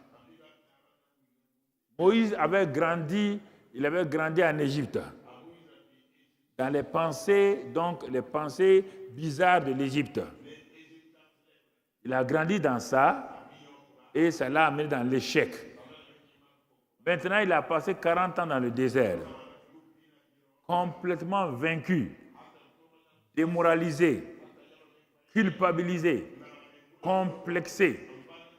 Et après 40 ans, Dieu vient pour appeler Moïse. Regardez comment il parle. Ses pensées sont devenues des forteresses. Son langage est devenu un langage de malédiction. Il ne dit que ses faiblesses. Il ne parle que de ses faiblesses. Mon frère, ma soeur, il a fallu que Dieu agisse puissamment contre les faux raisonnements et les forteresses dans lesquelles Moïse a bâti sa vie. Avant de pouvoir l'envoyer, quand Moïse est passé par le dépouillement, le renouvellement de l'intelligence et le revêtement, regardez M. Moïse entrant chez Pharaon. Il est dans la victoire totale. Il est dans la victoire totale, sans peur, sans reproche, parce que ses pensées sont renouvelées, son langage est clair, on ne peut pas l'arrêter. Si ton langage n'est pas clair, si tes pensées ne sont pas claires, l'ennemi te fera toujours peur. Tu vas aller de mensonge en mensonge. Tu vas aller, mon frère, de peur en peur. Et tu seras inutilisable par Dieu. Et beaucoup de chrétiens restent dans ça jusqu'au jour où Satan vient les prendre. Mon frère, ma soeur, en ce dernier dimanche-là, tu as la capacité, le pouvoir de renoncer. Donc quand Dieu a changé Moïse, il lui a donné une nouvelle identité. Il dit, tu seras Dieu pour Pharaon. Regardez, il est passé d'un homme vaincu, d'un homme complexé. Il est monté au plus haut grade. Dieu l'a identifié à lui-même. Et c'est pourquoi il a pu sortir son peuple de l'Égypte, de la main de Pharaon. Regardez, frères et sœurs, Dieu nous a arrachés des ténèbres. Il nous a transférés dans le royaume de la lumière. Et il nous a élevés à son niveau en nous donnant nous sommes participants de la nature divine. 2 Pierre 1,4. Nous sommes une nouvelle création. C'est ce que nous sommes. C'est ce que Dieu a fait. Mon frère, ma soeur. C'est ce qu'il a fait pour Moïse dans l'Ancien Testament. C'est ce qu'il a fait pour Gédéon. Gédéon a tellement vécu dans les pensées négatives, dans des paroles négatives. Il ne croyait plus en lui-même, il ne croyait plus en Dieu, il ne croyait plus en Israël. Il a fallu que Dieu vienne, là encore, pour démanteler les faux raisonnements de Gédéon. Dieu le fait toujours avec la parole. Vous connaissez la parole et la parole vous affranchira. Quelle est la parole que Dieu a donnée à Moïse? Je m'appelle, je suis descendu. Je suis Dieu pour Pharaon. Quelle est la parole que Dieu a donnée à Gédéon? Il lui a dit, vaillant héros. Il ne faut pas discuter. Gédéon dit non. Au lieu que Gédéon accepte la parole, il rentre dans le faux raisonnement. Il veut convaincre Dieu que lui n'a jamais été un héros. Qu'il n'a jamais été un héros, a plus fort raison d'être un vaillant héros. C'est cette lutte que tu as régulièrement. Cette lutte que tu as régulièrement dans ta vie. Tu n'arrives pas à accepter que tu es une nouvelle création. Tu n'arrives pas à accepter que tu es plus que vainqueur. Tu n'arrives pas à accepter que tu es enfant de Dieu. Tu n'arrives pas à accepter que tu n'as rien à voir avec le diable. Toi, tu confonds les coups du diable là. Le diable donnera tout le temps des coups. Tu ne peux pas l'empêcher pour ça. Tu ne peux pas empêcher les mouches de voler sur ta tête. Tu ne peux pas empêcher les oiseaux de voler. Mais tu peux les empêcher de faire un nid sur ta tête. Frères et sœurs, l'atmosphère là, c'est l'atmosphère de Satan. Il remplit l'atmosphère par des pensées négatives, par la peur, le complet d'infériorité. Et toi, tu acceptes ça. Quand tu es ici devant moi, tu es courageux. Dès que tu rentres dans l'atmosphère de Satan, dès que tu as fini là-bas, tu rentres dans la rue là, l'atmosphère de Satan est là. Tu perds toute ton assurance. Tu deviens une autre personne. On n'est pas des schizophrènes. On est une nouvelle création. Les choses anciennes sont passées, toutes choses sont devenues nouvelles. En cette fin d'année 2020, et avec ce dernier message de l'année, combiné à l'avant-dernier message, tu dois te positionner pour terminer les 3 jours qui te restent là, et ensuite entrer dans la nouvelle année avec le thème qu'on va donner là. Tu vas comprendre, le thème qu'on va donner ne marchera pas pour toi si tu refuses ces 2 éléments. Si tu refuses de bénir ta terre promise, si tu refuses de changer tes pensées, de renoncer aux mensonges, de dire la vérité, de renoncer à tes complexes là, le thème de 2021 ne sera inutile. Donc tu comprends mon frère, Gédéon a été libéré, Moïse a été libéré. Maintenant on arrive à Judas. Judas Iscariote était physiquement avec Jésus. Moïse a été libéré par la parole. Gédéon libéré par la parole. Mais Judas Iscariote avait un privilège. Il était tous les jours avec Jésus. Il dormait avec lui. Il le voyait vivre. Il le voyait faire des choses. Pourquoi? Mais il n'y a jamais eu de percée dans la mentalité de Judas. Et l'ennemi, regardez, l'ennemi a choisi un temps spécial pour venir détruire Judas. Ils sont assis autour de la Sainte Seine, la dernière Sainte Seine. Les 12 disciples sont assis. Il dit, le Seigneur a mis le summum à son amour. Jean 13. Et il a enlevé son habit. Il a pris une serviette.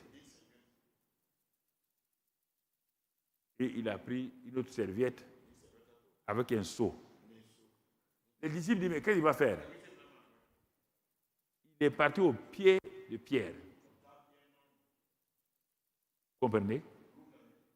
Ne laissez jamais que vous arrivez à ce niveau-là. Si vous arrivez à ce niveau, c'est trop tard. Pierre a crié. Non.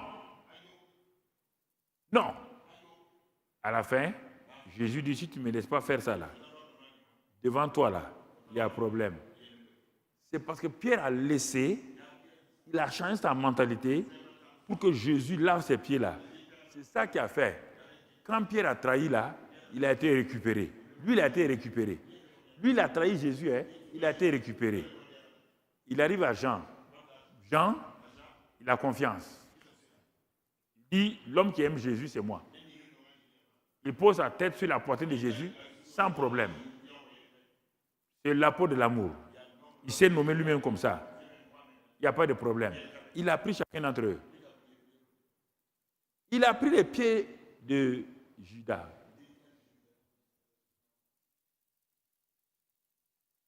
Il a pris les pieds de Judas.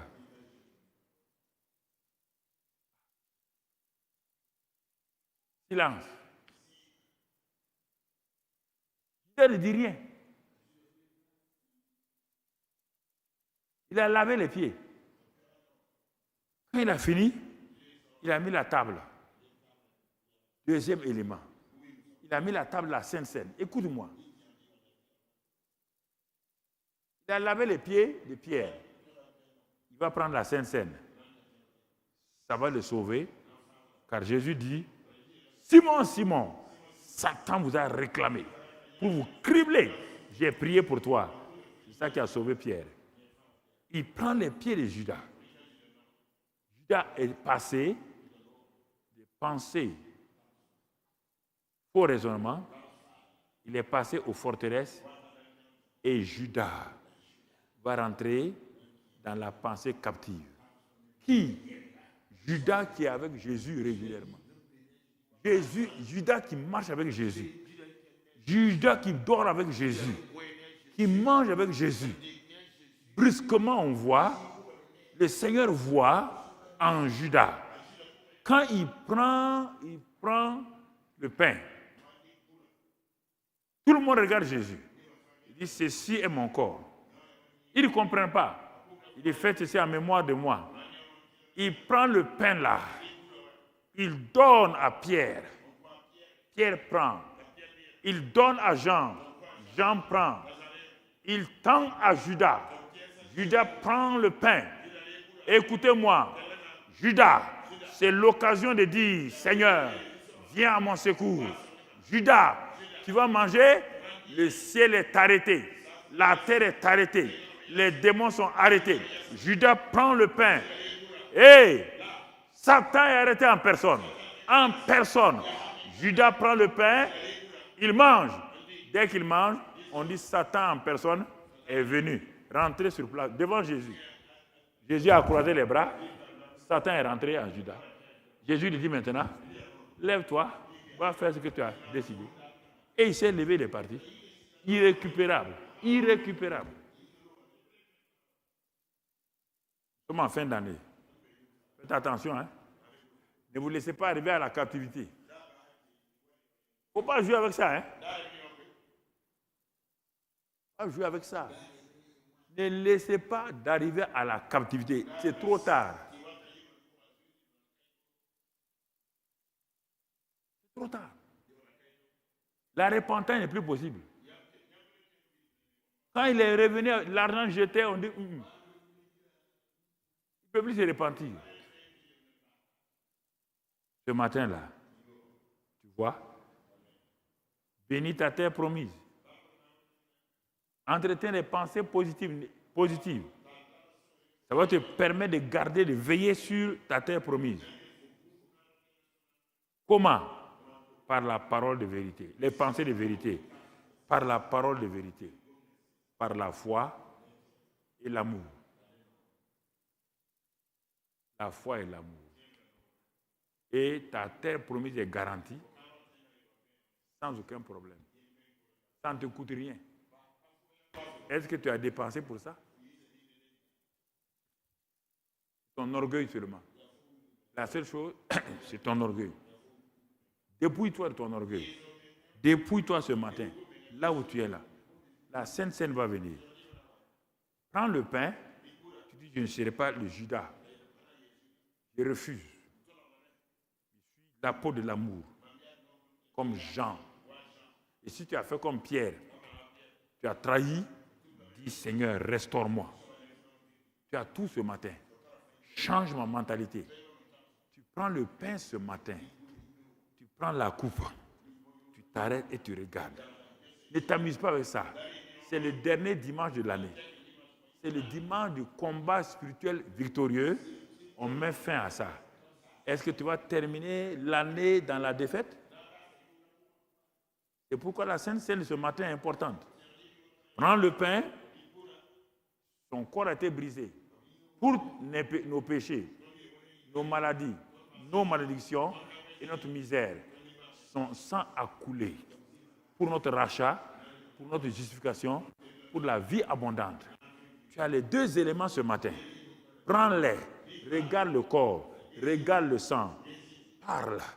Parle au corps là. Seigneur, j'ai trop fait des choses. J'ai péché. Dans cette année 2020 là, je n'ai pas été fidèle. J'ai été infidèle. J'ai été ceci ou cela. Je ne veux pas être Judas. Et si je suis comme Pierre, un homme inconstant, un homme avec des faux raisonnements, un homme avec des attitudes, ce matin-là, Seigneur, viens à mon secours. Je vais manger ton corps là pour que je sois changé. Pour que les 3 jours là, si je fais une retraite, que je sois renouvelé. Quand tu vas prendre le sang, la vie dans le sang dans le sang, c'est le sang. La victoire est dans le sang. La puissance est dans le sang. La vie est dans le sang. Quand ils ont appliqué ça en Égypte, l'ange de la mort est venu. Ils n'ont pas été touchés. Donc ce matin, tu as ta vie entre tes mains. J'ai ma vie entre mes mains. Par la Sainte Seine. Pas mépriser ça. Hein? Si tu refuses de prendre aussi, tu t'es disqualifié. Si tu refuses de prendre la Sainte Seine ce matin, tu t'es disqualifié. C'est-à-dire que tu refuses d'être membre du corps de Christ. Tu refuses d'être fils d'Abraham. Il faut simplement se repentir. Il n'y a rien d'autre. Il n'y a rien de difficile. Je me dépouille. Je reconnais. Voilà, frères et sœurs. On va s'arrêter ce matin sur cette base-là et que les frères de la Sainte Seine viennent. Et toi qui es parmi nous ce matin, qui ne connais pas, je vais te diriger la Sainte Seine. Toi qui es parmi nous ce matin, tu ne connais pas ce Jésus-là, l'occasion t'est donnée ce matin, et Dieu vient à ton secours pour que ce matin-là, tu prennes au sérieux la parole de Dieu. Le Seigneur t'aime. Si tu es parmi nous, tu n'as pas encore confessé Jésus-Christ comme Sauveur et Seigneur. Là où tu es, simplement tu vas prier avec moi. Je fais cette prière générale pour les gens de la télévision, des réseaux et ceux qui sont ici physiquement. Je prie seulement. Je ne te demande pas de lever la main ni de te tenir debout. Je veux que ça soit ton cœur et ta bouche. Tu dis avec moi là où tu es, Seigneur Jésus. Ce matin, j'ai entendu que mes pensées, mes paroles ont forgé une nature manifeste satanique. Mais ce matin, j'ai aussi reçu la parole de vérité qui libère. Tu es l'agneau de Dieu qui ôte le péché. Et c'est pourquoi ce matin, je te reçois comme le sauveur de ma vie. Tu es mort pour moi pour cela. Tu as pris mes péchés et tu es ressuscité pour me justifier. Maintenant, Seigneur, je confesse de ma bouche que tu es Seigneur de ma vie, tout en croyant dans mon cœur que tu es mon Sauveur. À cause de cela, je reçois la vie éternelle. Je reçois la vie abondante. Je reçois une nouvelle vie. Je suis né de nouveau. Je suis une nouvelle créature. Merci ce matin-là pour cette nouvelle créature que je suis. Sois béni et sois loué. Sois exalté, Père. Dans le nom de Jésus, je suis sauvé. J'ai reçu une nouvelle nature. Je suis enfant de Dieu. Dieu est mon Père. Merci pour cette grâce. Au nom de ton Fils Jésus. Amen. Amen. Amen. Que la grâce de Dieu soit vous, avec une pensée renouvelée, avec votre bénédiction, sur votre terre promise. Allez en paix, vivez en paix, et qu'ensemble, nous entrons en 2021. Au nom de Jésus. Amen. Amen. Amen.